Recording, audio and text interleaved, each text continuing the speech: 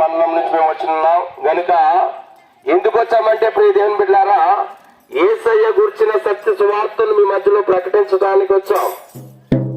ఈ లోకములో ఎవరు నీతిమంతులు లేరు, ఎవరు పరిశుద్ధులుగా లేరు.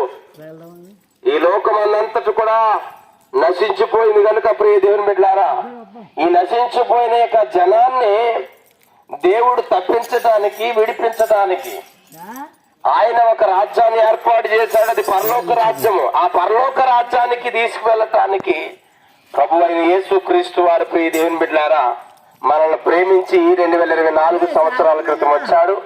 ఆయన మరణించారు, మరలా పునరుద్ధానం లేచారు కనుక ప్రియ దేవుని బిడ్డలారా, ఈ మాటలు వింటున్న మీ అందరూ కూడా యేసు ప్రభులు వారిని సొంత రక్షకునిగా అంగీకరించినట్లయితే నిత్య జీవం పరలోక రాజ్యము మీ సొంతం అవుతుంది.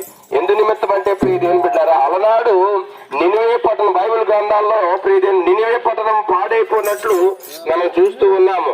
అందులో ప్రియ దేవుని బిడ్డారా, యోనా అనే ఒక దైవ భక్తుడు ఒక ప్రవక్తను పంపించి ఇదిగో నినివే